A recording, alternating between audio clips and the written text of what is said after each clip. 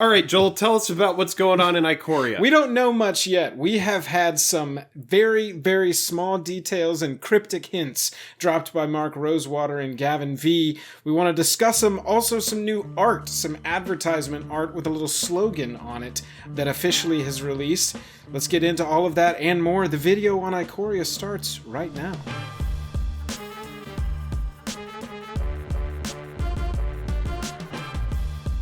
Special thanks to our Patreon supporters who power our channel. Check out our Patreon for monthly giveaways, exclusive content, and even a starring role in our fan fight series. Link in the description below. Hello and welcome to the day. Thank you for spending your time with us. I'm Jake. I'm Joel. Welcome back to another episode of Jake and Joel Are Magic. We've got a lot of Ikoria stuff to cover and a couple little surprises thrown in here and there. If you do like our stuff, consider supporting us over on Patreon. We've got a giveaway at the beginning of every month, and it is almost the end of this month, so make sure you go check it out and see if it's a good fit for you. Yes, the coronavirus is not going to stop our giveaways, so we've got some stuff to talk about in Ikoria. If you like this video, by the end, consider liking, consider subscribing. It's the best way to support the channel. Joel, let's talk about all of this stuff. There is a lot going on, and it's mostly just, it's very cryptic. There's lots of hints, but we do have a pretty good idea that this set is based around mutations. Yeah, it's some kind of crazy combinations of creatures. We wanted to remind you really quickly, by the way,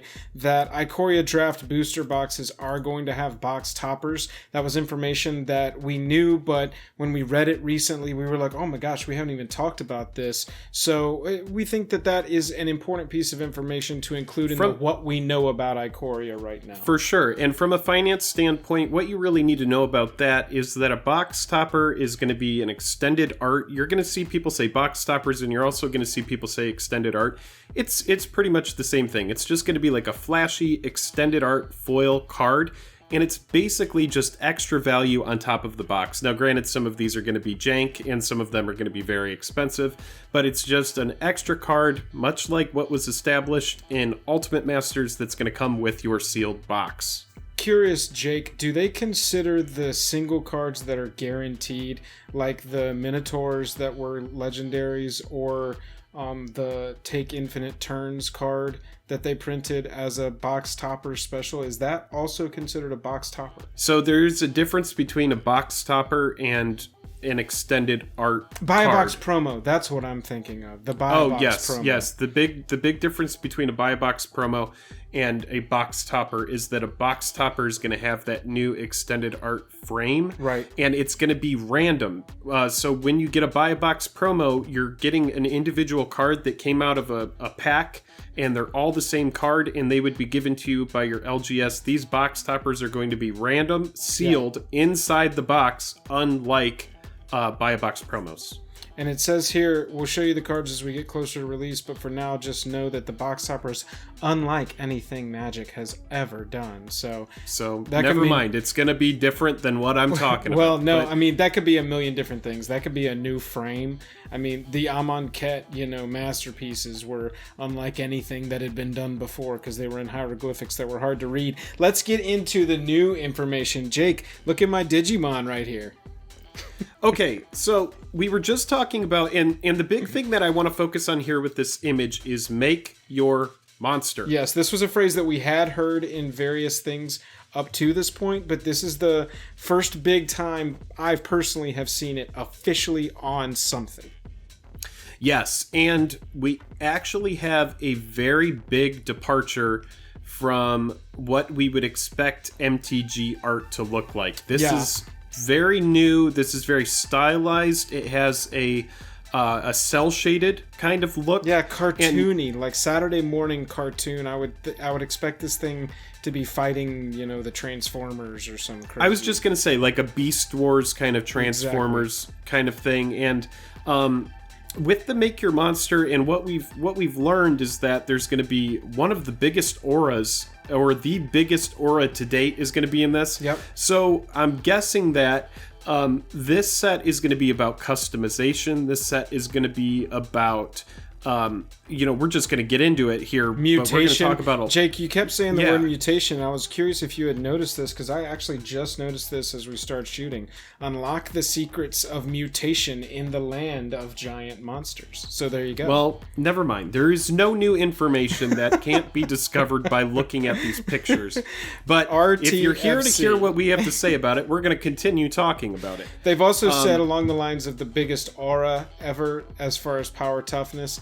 They've also said there's a ton of types of counters, which supports your theory as well of customization. And those have been sort of confirmed, or at least very strongly speculated to be similar to the R&D cards that were in the convention version of Mystery Boosters late last summer. No, early this year.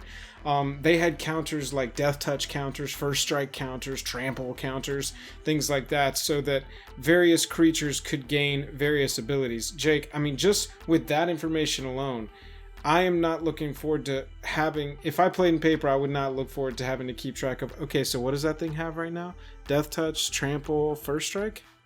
Well, yeah, I mean, it's an interesting idea. This game is endlessly customizable. The beast that we were just looking at, it could have Death Touch, it could have Trample, it could have Haste, it could have Flying. It's hard to tell, but it's got a lot of things going on. Let's talk about some of the stuff that they have actually 100% spoiled. We have hints here. Gavin and Maro had some hint threads essentially that they did. Gavin on Instagram and Maro over on his Tumblr. Gavin has confirmed or hinted that in the Commander Ikoria product, there will be a mono white card that lets you repeatedly ramp planes from your library onto the battlefield. The rules text: you and your planeswalkers you control gain protection from that player. I really like that. That seems kind of like that Teferi's protection card, in that they're trying something cool. Magic's 4th Trilobite, ability on a permanent that begins, you may pay 0. There are 41... That's interesting. Yes, it is. It is very cool. I mean, we always talk about free cards here and how they end up getting broken. There are 41 instances of the word counter or counters among text boxes, which totally supports the blog post of Maro's that we'll get to. And then these creature types: Goat Hydra, Cat Nightmare, Badger Dinosaur. So this makes me wonder, what happened here? What happened on Ikoria? Is there this giant ooze that has befallen this land? Have all of these monsters, drank from this ooze? Is there anything can happen here now that we're seeing these crazy creature types like Badger Dinosaur, Cat Nightmare, Goat Hydra? Yeah. How did it happen? What is it? I'm really excited to see a lot of this art. I'm very interested to see what the artistic direction of this set is. Yeah, given the thing we saw today? Right, and that's something that we didn't discuss. This could be like promotional art. I mean, every single set, it seems like now, has 3 different versions of the printing, 4 different frames for all of the rares.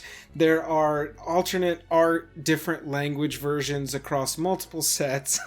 That's a very good point. That seems to be the model they're taking. Yeah, this could be specifically promotional art that comes on one variant of a card. Exactly.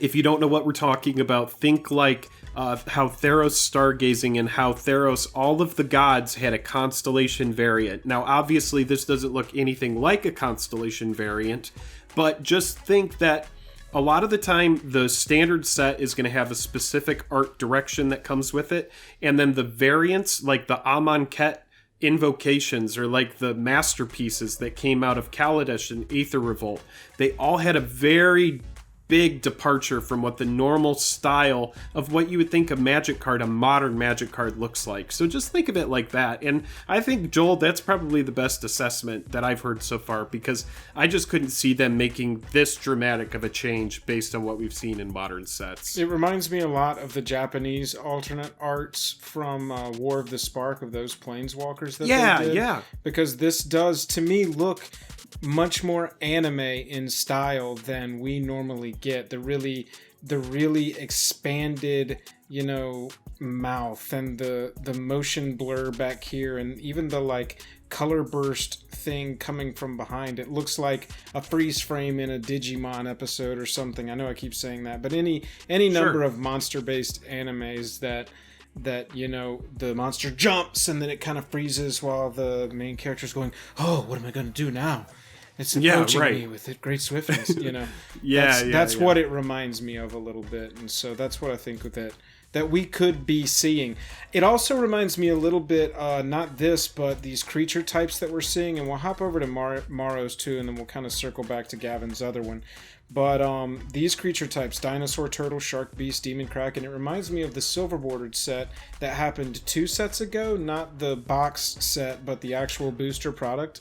Unhinged, maybe? I can't. Unstable. Unstable. It was Unstable. Yeah, I didn't play it, but that one had the faction that was all about combining creatures, and you actually had creature cards that existed on their own, but they could also fuse with things, and so maybe we might see something like that. I mean, like we said in our last Ikoria predictions video, we are coming off a set that is auras and enchantments, and we're going into a set next that has to do with lands. So if you pull some influence from either side, auras would be the thing where they're attaching, and this is like creatures. I like your question about what happened here, because it's like the creatures are alive, or like the creatures of this universe can meld and move together somehow, like Zendikar has the lands are alive kind of thing. This has got like the creatures have some kind of combination sentience to them. It's very, very interesting. Yeah, it's really interesting. I'm excited to see how it shakes out. Let's talk a little bit about these other things that Maro spoiled in his blog post. Yeah, Magic 7th Egg, a card with the text 4 or more times this game, so there's some kind of payoff for doing things multiple times. Card with the text total power 10 or less, that's pretty standard on a green card, seems to me. Sure. Magic's largest power toughness granting aura, so bigger than So this is going to be bigger Conscription. That's what people are comparing this to, is like Eldrazi Conscription. What is going to be bigger than that? That's really interesting, man. Like, that's going to have to be something big. X is the number of times this creature has mutated, so some form of this, whether it's the same form that we've seen before or something new. Third and fourth card with 0 is even, reminder text, so evens and odds has something to do with it. 3 cards with the text different names, which is interesting. That reminds me a lot of the Liliana's Contract card that says if you control 4 demons with different names, you win. Sure. 12 different types of counters. That just continues to get reinforced. Choose a kind of counter at random. Further reinforcement. Don't really like the random, but that's just me balking at anything that even slightly resembles Hearthstone. I'm sorry, Hearthstone players. It's just not for me. Yeah. A card with the text remove 8 foreshadow counters. Okay, there's one of the type of counters maybe. A cycle that players have been asking us to make for over 10 years. So this is if you think you know what that is, drop it in the comments. We want to know. The best speculation I've seen is a new cycle of ultimatums, which would really help my case out from our predictions video, because I was like, I'm pretty sure we're going to go into 3 color things here, shards or wedges possibly. And so some kind of lands. Jake, you were talking about the slow fetches from Mirage time. Slow fetches from Mirage, if you don't know about what that is, they enter tapped, but then they untap at your upkeep, and you can sacrifice them just like a fetch land, and they grab specifically like a plains or an island, or it's just like all of the fetches, except it's slower. It's just it has to come in tapped first, and then it untaps, and then after that, when you sacrifice it, the land comes in untapped, so like you're good to go. So a very budget fetch, very good for EDH, very budget friendly. Yeah, absolutely. Also could be an ultimatum of the wedges. I can't remember if I said that or not. Ikoria, more creature types. We showed these: Hellion Horror, Elemental Otter, Demon Kraken. What happened? My friend, what happened? Shark Beast. Jake, remember I said the word beast in our predictions video? Shark Beast, baby. Probably going to be a blue. Hopefully we said dinosaurs green. as well. Yep, we did say dinosaurs as well. and a Nightmare Squirrel. So officially previews begin on April 2nd, and obviously as Ikoria previews begin, we will be covering them every single day. The last little round, we'll shoot through these real quick. These came out today. These are Gavin's hints from today. A Hound that generates fetch counters. Rules text whenever you cast a spell with X in its mana cost, so X matters. A cycle of cards that is a reimagining of an old popular multiplayer cycle. I'm curious if this is the same cycle that Maro was referring to. A creature that generates mana you can use for activated abilities. 8 non-evergreen old mechanics returning. So this might be a very mechanic heavy set, which is interesting because there's not a lot of accessibility for new players into sets where there's just a ton going on. Like War of the Spark with all the Planeswalkers, I wouldn't have recommended a player start with that set just because it was so different. But it also has become the standard. There's powerful Planeswalkers in everything now. And 2 more creature types. Here we go. Whale Wolf, because why not? And Dinosaur Cat, because we can. Because we can. And a single legendary card that brings back and uses experience counters. So like Marin of Clan Tel Nanoth or whatever it is. I'm excited to see the art for some of these cards. Yeah, absolutely. Let us know the cool thing that you are looking forward to with Ikoria so far. It seems very interesting, and I'm absolutely ready for April 2nd to pop around. One, because hopefully it'll mean we're closer as a universe, as a Earth, as a planet to getting rid of this horribly contagious disease. And 2, because we'll be closer to Ikoria spoilers from the MTG perspective. Joel, couldn't have said it better myself. If you like this video, if you like this preview content, if you like up-to-the-date news, it could be breaking at any moment, like the video, subscribe to Jake and Joel Are Magic, consider checking us out on Patreon if you feel so compelled, and other than that, Joel, I am tapped out, man. I'm tapped out as well. Patreon giveaways are at the top of the month, and we are at the end of the month right now, so make sure you go check it out. Catch you later.